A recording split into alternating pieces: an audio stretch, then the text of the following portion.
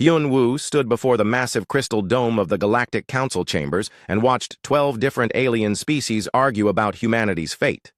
The Zephyrian delegate waved its tentacles wildly, while the rock-like Gorian representative made grinding sounds that the translators converted into angry words. They had been at this for 6 hours now, and still no one wanted to hear what humans had to say. The chamber stretched out like a vast amphitheater with seats carved from different materials to suit each species' needs. Some delegates sat in pools of liquid methane, while others hung from the ceiling in energy webs. At the center stood the speaking platform where Hyun-woo waited for his turn to address the council. He had been humanity's ambassador for 15 years and had never seen the council this divided. The argument was always the same. Humans were too aggressive, too violent, too unpredictable for civilized space. Never mind that human fleets had saved the Altarian colonies from complete destruction just last month. Never mind that Captain So-young had sacrificed half her battle group to protect civilian evacuation ships. The council members seemed to forget these things very quickly when it came time to vote on human rights. A soft chime rang through the chamber and all voices fell silent. The council speaker, a tall being made of living crystal, stepped forward and gestured toward Hyun-woo. The human representative will now present his species' position on the territorial reduction proposal. Hyun-woo activated his personal shield and walked to the center platform. The shield would protect him from the various atmospheric conditions that different species required, but it also made him look like he was trapped in a bubble. He often wondered if that was intentional. "Honored delegates," he began, his voice carried by the chamber's translation system. "Humanity has served this galaxy for 300 years. We have answered every call for help, fought every battle you asked us to fight, and protected every species that requested our aid. We have lost millions of our people defending worlds that are not even our own." The Gorian delegate made a rumbling sound. "You fight because you enjoy violence. This is your nature. We fight because someone must," Hyun-woo replied calmly. When the void swarm consumed the Kepler sector, which species responded first? When the mechanical plague threatened to wipe out the Centauri colonies, who stood between them and destruction? Humans. Always humans. A holographic display materialized above the platform showing recent battle statistics. Human casualties numbered in the hundreds of thousands, while the combined losses of all other species barely reached the tens of thousands. The numbers spoke for themselves, but Hyun-woo knew the council would find ways to ignore them. The Altarian delegate, whose homeworld So-young had just saved, spoke up. "We are grateful for human assistance, but gratitude does not change the fact that humans are fundamentally different from us. Your species seeks conflict where others seek peace. We seek to protect those who cannot protect themselves," Hyun-woo said. "If that makes us different, then we accept that difference. But we will not accept being punished for doing what you ask of us." The crystal speaker raised one glowing appendage. "The proposal before the council is clear. Human territory will be reduced by 50%.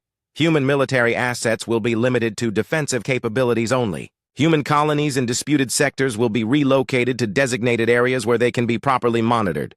Hyun-woo felt his jaw clench, but kept his expression neutral. "And what happens when the next swarm attack comes? What happens when mechanical hordes descend on worlds that used to have human protection?" "Other species will adapt," the Zephyrian delegate said with a dismissive wave of tentacles. "The galaxy survived for millions of years before humans arrived. We will continue to survive." "The galaxy survived because it was never threatened like this before," Hyun-woo said. "The Void Swarm is not like previous conflicts. They do not seek territory or resources. They seek complete annihilation of all organic life. They cannot be reasoned with or negotiated with. They can only be stopped by force." The chamber erupted in angry sounds as delegates protested his words. The Gorian representative slammed its stone fist on its speaking podium. "This is exactly the kind of warmongering that makes humans dangerous. You see enemies everywhere, and violence as the only solution." "I see reality," Hyun-woo said quietly, but his voice carried through the chamber's speakers. "I see what happened to the Kepler colonies before we arrived. Empty worlds, dead cities, nothing but mechanical scavengers picking through the bones of civilizations that chose diplomacy over defense. The debate raged for another 3 hours. Delegate after delegate stood to voice their concerns about human aggression. They spoke of peace and harmony while ignoring the growing threat that consumed star systems on the galaxy's rim. They talked about the need for restraint, while the Void Swarm built new fleets from the wreckage of conquered worlds. Finally, the vote was called. One by one, the species cast their decisions into the central data core. The results appeared as colored lights on the chamber's main display. Green for support of the proposal, red for opposition. As the lights accumulated, Hyunwoo watched humanity's future in this galaxy slip away. 11 green lights, 1 red light from the humans themselves. The crystal speaker announced the results in a voice that somehow managed to sound both formal and satisfied. The proposal is approved. Humanity has 90 days to comply with the new territorial boundaries and military restrictions. Hyunwoo stood alone on the platform as delegates began filing out of the chamber. Many avoided looking at him directly. A few paused, as if they wanted to say something but thought better of it. Only the Altarian delegate approached him. "I am sorry," she said softly. "My government insisted I vote for the proposal. They fear what other species might do if we appeared too close to humans." "I understand," Hyunwoo replied, though understanding did nothing to ease the pain of betrayal.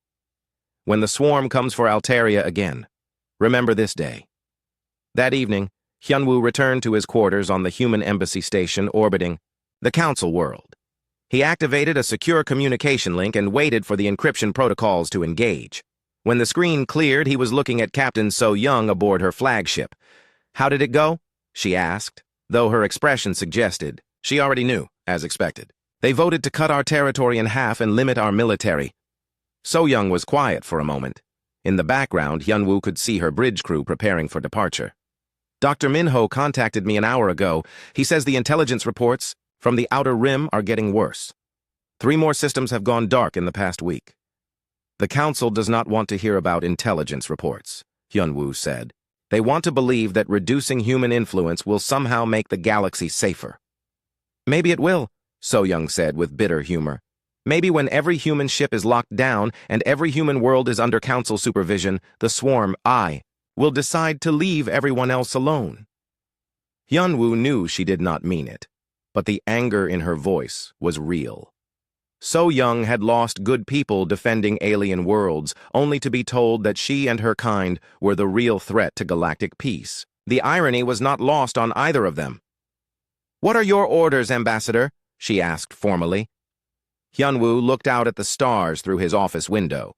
Somewhere out there, mechanical fleets were building new ships from the metal of dead worlds. Somewhere out there, the Void Swarm was preparing for the next phase of their conquest. And here in the galactic core, the species that should be preparing to fight were instead celebrating the reduction of their only effective defense. "Begin Protocol 7, he said quietly. So Young nodded once. "Understood. How long do we have?" "The Council gave us 90 days to comply with their demands." Hyunwoo turned back to face the screen. "I think that should be enough time." The communication ended, and Hyunwoo was alone with his thoughts. Outside his window, the lights of the Council world glittered like jewels against the darkness of space. It was beautiful in its way, this center of galactic civilization. It was also doomed, though its inhabitants did not know it yet. Protocol 7 had been developed in secret by human military planners who understood that this day might come. It was a contingency that no one wanted to use, but everyone knew might be necessary. Now that the Council had made their choice, humanity would make theirs. Hyunwoo began composing his final report to Earth. There was much work to be done and very little time to do it. 3 months had passed since the Council's vote, and Jihai watched another human colony pack up everything they had built over the past century. The evacuation ships hung in orbit around New Busan, like metal vultures waiting to feed on the remains of human civilization. Below them, the city that had once housed 3 million people was being systematically stripped of anything valuable. The Altarians had arrived first, of course. They claimed salvage rights to the orbital defense platforms that human engineers had spent decades perfecting. The same platforms that had protected Altarian shipping lanes from pirate attacks were now being disassembled and loaded onto alien cargo haulers. Jihai had tried to explain that these were not abandoned structures, but active military installations. But the Council had already ruled that all human military assets in reduced territories were forfeit. Administrator Jihai, her assistant, called from across the command center, "The Zephyrian delegation is here to inspect the planetary mining facilities." Jihai suppressed a sigh and walked over to greet the alien visitors. The Zephyrians floated in their environmental suits like jellyfish in glass bubbles, their tentacles waving gently as they moved. They had been among the most vocal supporters of the territorial reduction, and now they were here to claim the fruits of human labor. "Welcome to New Busan," Jihai said with practiced diplomacy. "I trust your journey was pleasant." The lead Zephyrians. Translator converted its liquid sounds into words. "We are here to assess the mining infrastructure for transfer to Zephyrian control. We understand humans have developed some interesting techniques for deep core extraction." Interesting techniques, Jihai thought bitterly.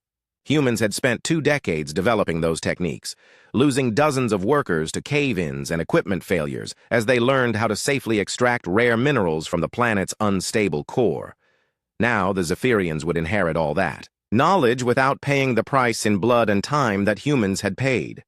"Of course," she said aloud, "my technical staff will provide you with complete documentation of all mining operations." As the Zephyrians toured the facilities, Jihai received a priority message on her personal communicator. The encryption codes identified it as coming from Dr. Minho's research team. She found a quiet corner and activated the message.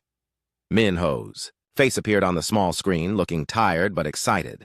"Jihai, I need you to see something. Can you access a secure terminal?" "Give me 5 minutes," she replied, and made her way to her private office.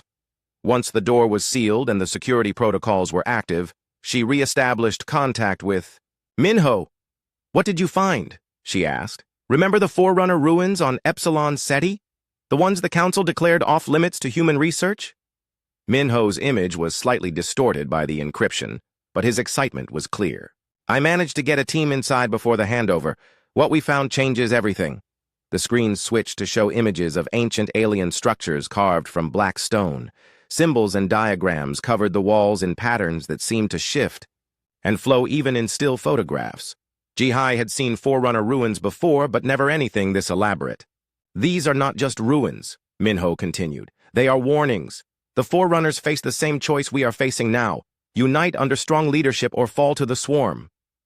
"What happened to them?" Jihai asked, though she suspected she already knew the answer. "They chose appeasement. They tried to negotiate with the swarm, tried to find a peaceful solution. The ruins tell the story of their destruction in detail. But that is not the important part." The images shifted to show a massive circular chamber deep within the ruins. Strange machinery filled the space, much of it still glowing with soft blue, light after millions of years. "The Forerunners built escape routes," Minho said quietly. "Portal networks that could move entire populations to other galaxies.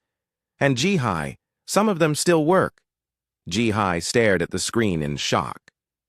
"Are you certain?" "I have tested 3 of the smaller portals. They connect to survey stations in galaxies millions of light years away. The technology is beyond anything we have ever seen, but it is functional." Before Jihai could respond, alarms began sounding throughout the colony. Her office window lit up with the flashes of weapons fire in space. She ran to look outside and saw human defense ships engaging a massive fleet of black vessels that had just emerged from hyperspace.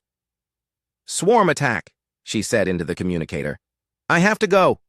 "Wait," Minho said urgently. "There is something else. The portal network is not just for escape. The Forerunners left instructions. They are waiting for us." The communication cut off as power fluctuations swept through the colony. Jihai grabbed her emergency kit and ran toward the evacuation centers. Outside, the sky was full of fire as human fighters tried to hold off the swarm advance scouts. Captain So-Young's voice came over the colony's emergency broadcast system. "All civilians to evacuation points immediately. Defense fleet is engaging. Enemy forces, but we are heavily outnumbered." Jihai helped coordinate the civilian evacuation while watching the battle rage overhead. The human ships were fighting brilliantly, using every trick and tactic developed over 3 centuries of warfare. But there were simply too many enemy vessels. For every swarm ship destroyed, 2 more took its place.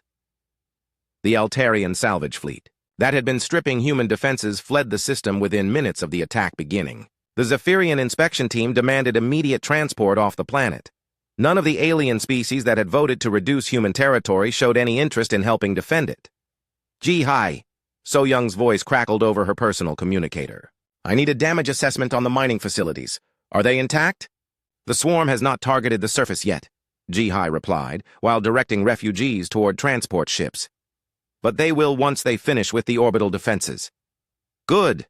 I need you to activate the mining charges in all the deep extraction sites. Ji-Hai paused. That will destabilize the entire planetary core. The explosion could be seen from 3 systems away. That is the point. The swarm cannot be allowed to harvest those minerals. Better to deny them the resources than let them build more ships. It was a desperate move, but Ji-Hai understood the logic. The rare elements extracted from New Busan's core were exactly what the swarm needed to construct their most advanced vessels. If the colony was going to fall anyway, at least its destruction could serve a purpose. She made her way to the mining control center while evacuation ships launched around her. The facility was almost deserted, with only a skeleton crew of volunteers staying behind to ensure the civilian transports could escape safely. Ji-Hai input her authorization codes and began the sequence that would turn an entire planet into a weapon. Above them, So Young's fleet made its final stand. The human ships fought with desperate courage, ramming enemy vessels when their weapons ran out of ammunition, using damaged hulls as kinetic projectiles against swarm formations. It was magnificent and hopeless, and exactly the kind of sacrifice that the galaxy had come to expect from humanity. The last transport ship cleared the atmosphere just as Ji-Hai activated the mining charges. Deep beneath the planet's surface, carefully placed explosives began a chain reaction that would consume the world's core. She had 60 seconds to reach her own escape pod before the surface became uninhabitable. The explosion, when it came, was visible from orbit. The planet, cracked like an egg, spewing molten metal and rare elements into space in a display that outshone the system's star. The swarm fleet found itself surrounded by a cloud of superheated debris that destroyed dozens of their ships and made harvesting operations impossible. On her transport ship, Ji-Hai watched New Busan die and felt a strange mixture of grief and satisfaction. The colony was gone, but it had died on human terms rather than alien ones. The resources that 3 generations of humans had died to extract would never serve the swarm's purposes. Clean work, So Young said over the fleet communication channel. The swarm will remember this system for all the wrong reasons. As the human ships jumped to hyperspace, Ji-Hai thought about Minho's discovery, portal networks leading to other galaxies, forerunners who had faced the same choice and chosen escape over submission. It seemed impossible, but then again, so had defending New Busan against overwhelming odds. Her communicator chimed with an encrypted message from Earth. When she decoded it, she found new orders that made her smile for the first time in months. Protocol 7 was now active across all human space. Every colony, every outpost, every settlement was beginning the same careful preparations. The galaxy thought it had seen the last of human defiance when they voted to reduce human territory. They had no idea that the real show was just beginning. Ji-Hai settled back in her seat and began reviewing the evacuation schedules for the outer colonies. There was much work to be done, and not much time to do it. In the distance, the remains of New Busan continued to burn like a funeral pyre for the galaxy's future. The 30-day ultimatum had triggered something the galaxy had never seen before. Captain So Young stood on the bridge of her flagship watching the largest human fleet in history gather in the dark space between star systems. Ships emerged from hyperspace every few hours, arriving from colonies and outposts scattered across human territory. Military vessels, cargo haulers, colony ships, research stations, mobile shipyards, agricultural platforms, everything humanity had built over 3 centuries was converging on coordinates that did not officially exist. Admiral, we are receiving confirmation from the Centauri group, her communications officer reported. 200 vessels have successfully reached the rally point without detection. So Young nodded and studied the tactical display. The title of Admiral was new, granted to her by the Emergency Military Council that had taken control when Protocol 7 was activated. She commanded not just a battle fleet now, but the entire human exodus. 800 billion people were depending on her ability to move them safely beyond the galaxy's edge. "Any sign of Council pursuit?" she asked. "None detected. Our stealth modifications are holding. As far as their sensors can tell, we are just normal stellar radiation." The stealth technology was one of humanity's greatest advantages and greatest secrets. Years of fighting the Void Swarm had taught human engineers how to hide ships from mechanical sensors. The same techniques that made vessels invisible to swarm detection grids worked equally well against Council monitoring systems. Dr. Min Ho appeared on the main screen from his research vessel deep in the formation. Behind him, So Young could see the strange blue glow of Forerunner portal technology that his team had somehow managed to relocate and reassemble. "Admiral, the portal network is responding to our activation sequences," he reported. "I have confirmation that at least 12 gateway nodes are functional and stable." "What about the destinations?" So Young asked. "The long-range probes we sent, through 6 months ago, have completed their surveys. Galaxy M47 has over 300 star systems suitable for human colonization. No signs of intelligent life, plenty of mineral resources, and at least 40 worlds that could support human life with minimal terraforming." So Young allowed herself a small smile. When Protocol 7 was first developed, it had been a desperate contingency plan with no guarantee of success. The discovery of the Forerunner portals had changed everything. What should have been humanity's exile from the galaxy had become their liberation. "Time to portal activation?" she asked. 18 hours for full calibration. We will need to move." The fleet threw in carefully timed groups to avoid overloading the gateway systems. Jihai's image appeared on a secondary screen. The former colonial administrator had become the logistics coordinator for the entire evacuation. Her job was to make sure that everything humanity needed for survival in a new galaxy was packed and ready for transport. "Admiral, I have the final evacuation reports from the outer colonies," she said. "We are at 98% completion. The only humans remaining in Council space are volunteers who have chosen to stay behind." "How many volunteers?" So Young asked. "Approximately 50,000 across all sectors. Most are intelligence operatives who will go underground once we depart. A few are researchers who want to continue monitoring the swarm advance. Some are just people who consider this galaxy their home regardless of how they are treated." So Young understood. Not every human was willing to abandon the worlds they had known all their lives. Those who stayed would face difficult times, but they would also serve as a reminder that humanity had once protected these worlds. "What about our automated defense systems?" she asked. "Installation is complete on all major worlds and shipping routes," Jihai replied. "The defense networks will activate 6 hours after our departure. They are programmed to protect any organic life form from swarm attack, regardless of species. It was humanity's final gift to the galaxy that had rejected them.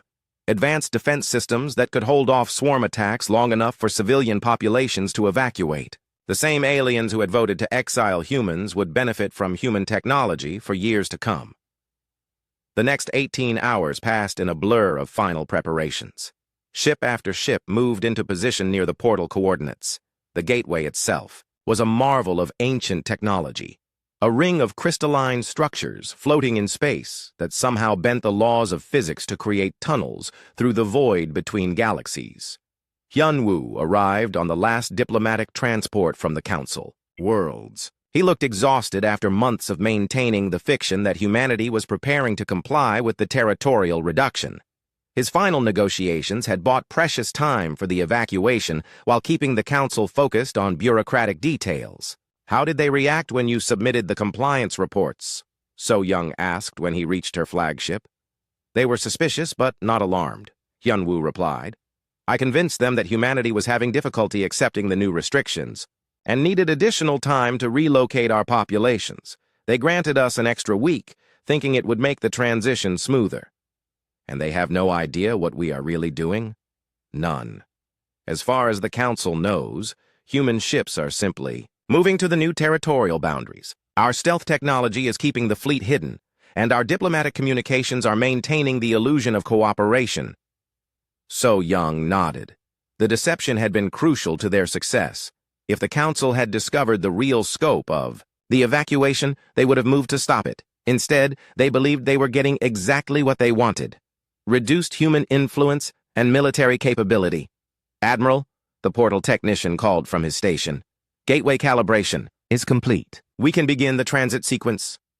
"Begin with the survey ships and advanced scouts," So Young ordered. "I want confirmation that the destination galaxy is secure before we commit the main fleet." The first ships to enter the portal were small, fast vessels equipped with advanced sensors and communication equipment. They disappeared into the swirling energy of the gateway and were gone. For 10 minutes, the fleet waited in silence, wondering if the ancient technology would actually work. Then the reports began coming through. The destination was clear. The galaxy beyond the portal was vast and empty and beautiful. Hundreds of stars waited to be explored. Thousands of worlds waited to become new homes for humanity. "Begin general evacuation," So Young commanded. "All civilian vessels proceed to the portal in designated order. Military escorts maintain defensive positions until all non-combat ships have transited." The evacuation proceeded with military precision. Colony ships carrying millions of civilians passed through the portal, followed by cargo vessels loaded with the equipment needed to establish new settlements. Agricultural ships brought genetic samples from Earth and the nutrients needed to seed new worlds with familiar life forms. As the hours passed, the great fleet grew smaller. Ship after ship vanished into the gateway, carrying humanity's future to a galaxy that had never known war or betrayal. The mobile shipyards that would build new vessels, the research stations that would unlock new technologies, the cultural archives that preserved 8 centuries of human art and literature. "Admiral," the communications officer called, "I am receiving priority transmissions from Council space. Multiple systems are reporting swarm attacks." So Young checked the tactical display. The swarm had launched their largest offensive yet, striking simultaneously at dozens of worlds across the galaxy's outer rim. Without human fleets to respond, the attacks were meeting little resistance. They waited, she realized. The swarm waited until they detected our fleet movements. They knew we would be pulled back to defend Council space. "Should we respond?" her tactical officer asked. So Young was quiet for a moment. The human fleet could still reach those battlefields in time to make a difference. They could save millions of alien lives by abandoning the evacuation and returning to fight. It would mean sacrificing humanity's future for the sake of species that had rejected their protection. "Negative," she said finally. "Continue the evacuation. Activate the automated defense systems early if necessary. But we do not turn back." It was the hardest decision she had ever made, but it was the right one. Humanity had given this galaxy 3 centuries of service. They had sacrificed their people and their resources to protect aliens who showed them no gratitude. Now it was time for those species to learn the value of what they were losing.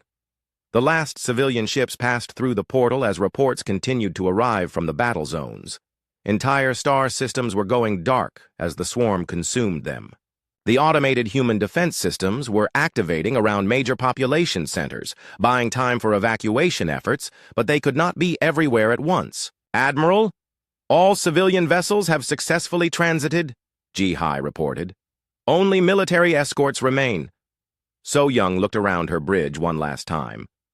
These officers had served with distinction in dozens of battles, had saved countless alien lives, had earned the respect of everyone except the politicians who decided their fate. Now they were leaving all of that behind for an uncertain future in an unknown galaxy. "All ships, prepare for final transit," she announced on the fleet channel. "Take us through." 6 months had passed since the last human ship disappeared through the Forerunner portal, and the galaxy was learning what life looked like without humanity's protection. Admiral So Young stood on the observation deck of New Sol Station and watched construction ships work on humanity's first permanent settlement in their new galaxy.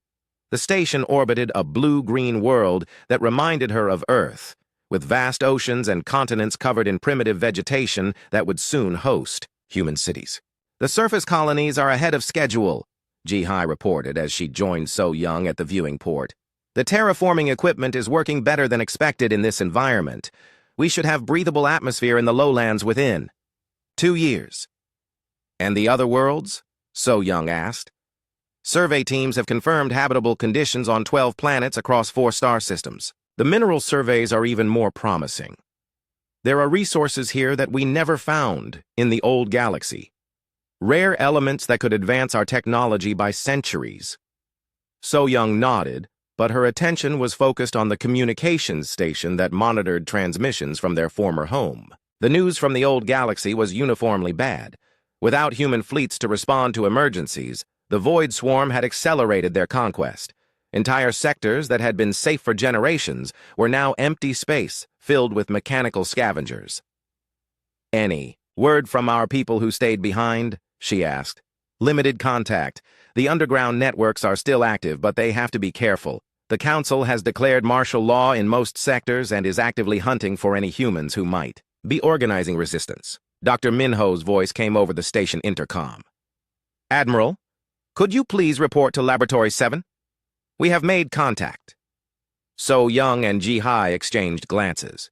Contact could mean many things, but in Minho's laboratory it usually meant something that would change everything they thought they knew about their situation. They found Minho standing before a massive holographic display that showed the galactic core of their new home. Unlike the old galaxy with its ancient civilizations and countless conflicts, this one seemed almost pristine. But as So Young looked closer, she could see that the core systems were not empty. Strange structures orbited the central black hole, artificial constructs that were clearly the work of an advanced civilization. "The Forerunners?" she asked. "Very much alive," Minho confirmed. "Their technology has been monitoring us since we arrived.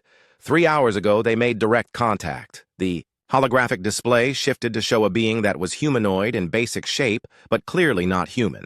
Tall and graceful, with skin that seemed to shift between different metallic hues. The alien wore no clothing, but its body was decorated with intricate patterns that moved and changed as So Young watched. "I am Keeper Zarathul," the being said, in perfect human language. "I speak for the collective that you call Forerunners. We welcome humanity to Galaxy M47. "They know about the old galaxy?" So Young asked. "They know everything," Minho replied. "The Forerunners did not just escape their original home. They have been monitoring it for millions of years, watching the cycle repeat itself. Species rise to prominence, face the swarm threat, choose appeasement over resistance, and fall into extinction. Humanity is the first species to choose escape over surrender." The holographic Forerunner continued speaking. "Your species has shown wisdom that we had not seen in the younger races. By choosing to leave rather than fight a hopeless battle, you have preserved not just your lives but your potential. We offer you alliance and knowledge." "What kind of knowledge?" So Young asked. Minho activated another section of the display, showing technological designs that were far beyond anything humanity had ever conceived. Ships that could cross galaxies in days, terraforming systems that could make any world habitable in months. Energy sources that could power entire civilizations for millennia. "They are offering to share Forerunner technology," Minho explained. "Not as a gift, but as partners. They want humanity to help them with something they have been unable to accomplish alone, which is saving the old galaxy." So Young stared at the display. "I thought the old galaxy was doomed. That was why we left." "The galaxy itself is not the problem," Keeper Zarathul said. "The Void Swarm can be defeated, but it requires a level of coordination and sacrifice that the younger species have never been willing to accept. They prefer to fight among themselves rather than unite against a common threat." "So what changed?" Ji-Hai asked. "Humanity's departure has created a crisis that even the most stubborn council species cannot ignore," Minho replied. "Without human protection, they are facing extinction. For the first time in their history, they are ready to listen to alternatives." The holographic Forerunner gestured, and the display showed the current state of the old galaxy. Red zones marked areas under swarm control, which now covered nearly 30% of inhabited space. Yellow zones showed systems under attack. Green zones indicating safe areas were becoming smaller every day. "The automated defense systems you left behind have been more effective than you anticipated," Keeper Zarathul continued. "They have given the younger species time to organize, time to realize what they have lost. Many of them are now requesting human assistance. So Young felt a bitter laugh escape her lips. They spend 3 centuries treating us like dangerous animals, vote, to exile us from the galaxy, and now they want our help. The irony is not lost on us. The Forerunner agreed. But consider this, you now have the power to save them on your own terms. With Forerunner technology and human strategic thinking, the swarm could be eliminated permanently. At what cost? So Young asked. We have found something here that we never had in the old galaxy. Peace. Our people can build new lives without constantly fighting other people's wars. That is true, Keeper Zarathul acknowledged. But it is also true that the swarm will not remain contained in one galaxy forever. They consume resources and reproduce exponentially. Eventually, they will find ways to cross the void between galaxies. When that day comes, this sanctuary will also be under threat. The implications were staggering. So Young had assumed that escaping to a new galaxy meant leaving the swarm threat behind forever. But if the mechanical plague could eventually spread beyond its original hunting ground, then humanity had only delayed the inevitable confrontation. What exactly are you proposing? She asked. A joint operation, human strategic expertise combined with Forerunner technology. Return to the old galaxy not as refugees seeking acceptance, but as liberators offering salvation. Give the younger species one final chance to prove they can work together for survival.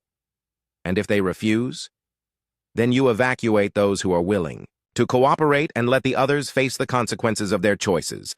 But this time you do so from a position of strength rather than desperation. So Young looked around the laboratory at her companions. These were people who had given up everything to follow her into the unknown.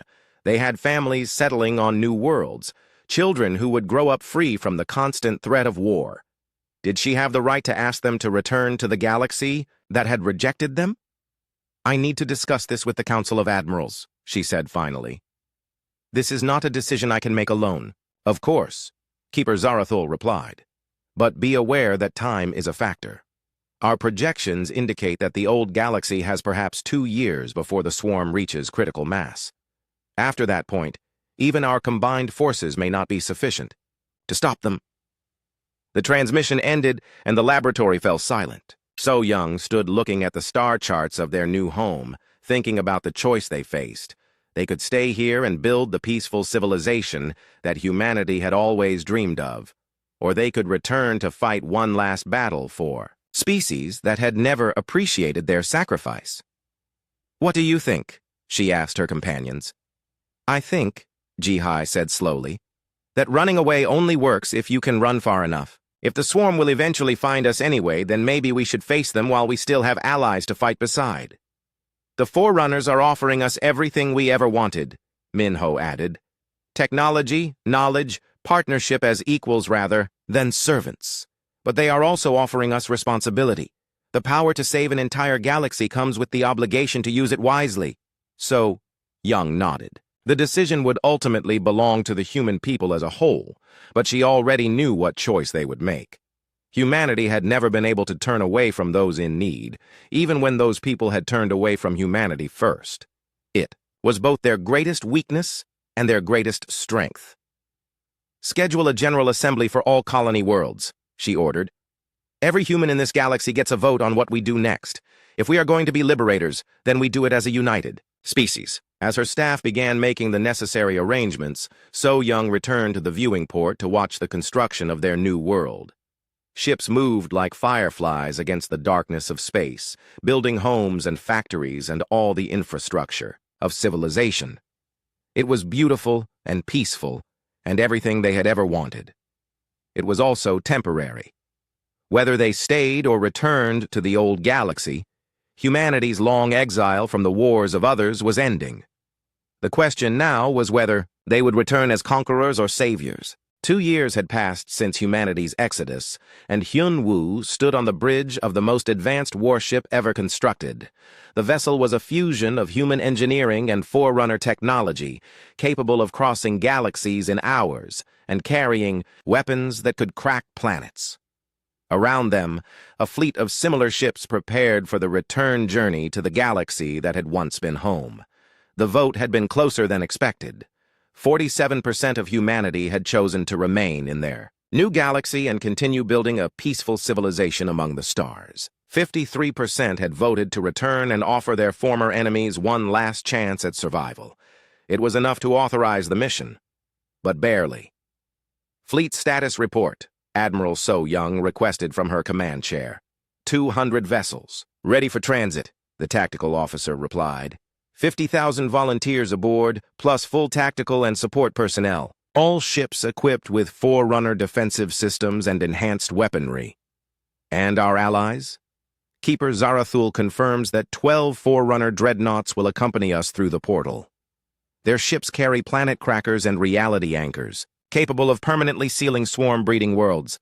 So Young nodded. The force they were bringing back to the old galaxy was small compared to the fleets humanity had once fielded, but it was more advanced than anything that galaxy had ever seen. Each ship could do the work of 100 vessels from the old fleets. Open. A channel to New Sol Colony, So Young ordered. Jihai's image appeared on the main screen, transmitted across millions of light-years through Forerunner communication technology. She had chosen to remain behind and oversee the continued development of humanity's new home. The colonies are secure, she reported. Population growth is exceeding projections, and the terraforming operations are ahead of schedule. In 50 years, this galaxy will have 100 human worlds. And if we do not return? So Young asked. Then humanity will continue. That was always the point of the Exodus. Survival. Everything else is just deciding how we choose to survive. It was a sobering thought. The fleet preparing to depart represented only a small fraction of humanity's new population, but they were returning to face a threat that could destroy entire galaxies.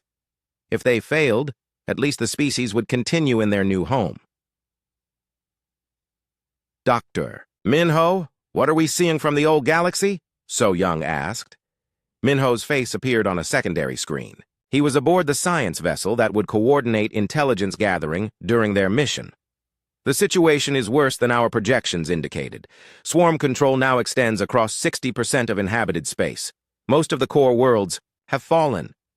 What about the council species? The survivors have formed something called the Resistance Coalition. They are fighting a desperate holding action around the last major population centers. Our automated defense systems are still active and effective, but they cannot cover everything. Any communication from the coalition? Daily requests for assistance. They are offering full political recognition, territorial restoration, and council membership with full voting rights. They seem to finally understand what they lost when humanity departed. Hyun Woo smiled grimly. After 30 years as a diplomat, he had learned to recognize desperation disguised as negotiation. The council species were offering everything they had once denied because they had no other choice. Time to portal activation? So Young asked. 1 hour. The portal technician replied. The gateway coordinates have been locked onto the edge of the old galaxy, far from any swarm concentrations. We should be able to establish a secure beachhead before engaging enemy forces. The next hour passed in final preparations.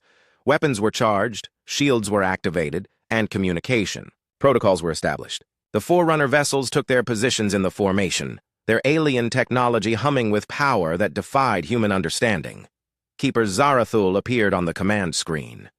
The ancient being looked exactly as it had 2 years ago, unchanged by time in ways that humans were still learning to comprehend. Admiral So Young, the collective wishes you to know that this mission carries our full support. If humanity chooses to save the younger species, we will stand beside you. If humanity chooses to let them face the consequences of their past decisions, we will respect that choice as well. Understood, Keeper. And if we fail? Then we will help evacuate any survivors to this galaxy and seal the portals permanently. The swarm will be contained until they exhaust their current resources and enter dormancy. It was a cold calculation, but Hyunwoo understood the logic. The Forerunners had survived for millions of years by making difficult choices.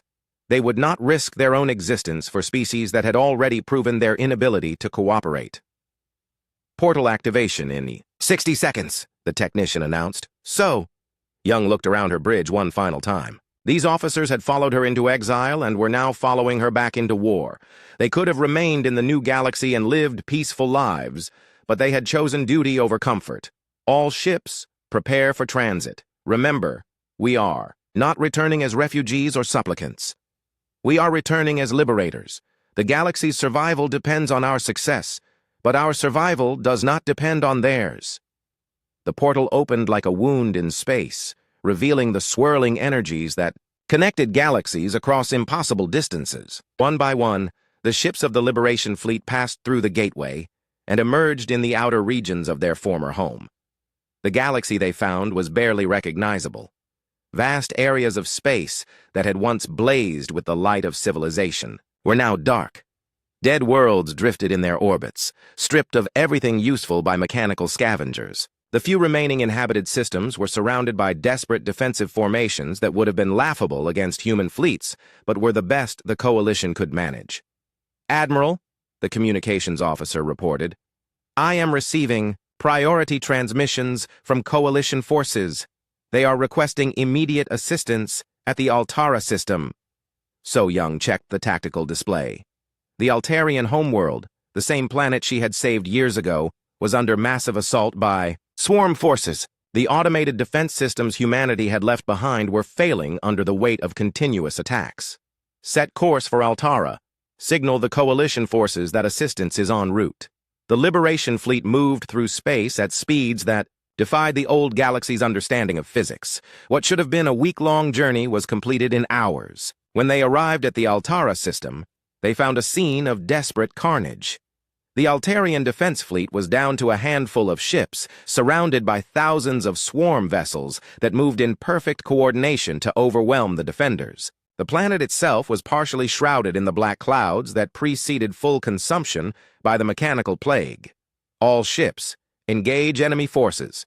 Priority is civilian evacuation and defense system restoration." The battle that followed was unlike anything the galaxy had ever seen. Human ships moved through swarm formations like knives through water, their Forerunner-enhanced weapons tearing through enemy hulls with surgical precision. The Forerunner dreadnoughts unleashed planet crackers that didn't just destroy swarm ships, but unmade them at the molecular level. Within 6 hours, the massive swarm fleet was reduced to drifting debris. The automated human defense systems, reinforced by Forerunner technology, formed an impenetrable barrier around the planet. For the first time in 2 years, the Altarians were truly safe. "This is Coalition Admiral Thekvar," came a transmission from the surviving Altarian forces. We cannot adequately express our gratitude. We had given up hope." "Gratitude is unnecessary," So Young replied. "We are here to end this war permanently, not to accept thanks." Over the following months, the Liberation Fleet moved from system to system, destroying swarm concentrations and establishing permanent defensive networks. The Forerunner technology made victories possible that would have been impossible with human resources alone. More importantly, the example of human and Forerunner cooperation was inspiring other species to work together for the first time in galactic history. The turning point came at the Battle of the Core. The Swarm had established their primary breeding facility around the galaxy's central black hole, using the massive gravitational forces to accelerate their reproduction. It was a fortress that had resisted every previous attack. "Keeper Zarathul," So Young said as they prepared for the final assault. "Are you certain the reality anchors will work?" "The technology has never failed," the Forerunner replied. "Once we anchor this region of space-time, the swarm will be unable to reproduce or adapt. They will become merely another extinct mechanical species." The battle lasted 3 days. Human tactical brilliance combined with Forerunner super science created scenarios that the swarm's programming had never anticipated. When the reality anchors finally activated, the change was visible across the entire galaxy. The mechanical plague simply stopped functioning, reduced to inert metal drifting in the void. In the aftermath, Hyunwoo found himself once again standing before the Galactic Council. But this time the chamber was different. Representatives from dozens of species that had survived the war sat together without the old divisions and prejudices.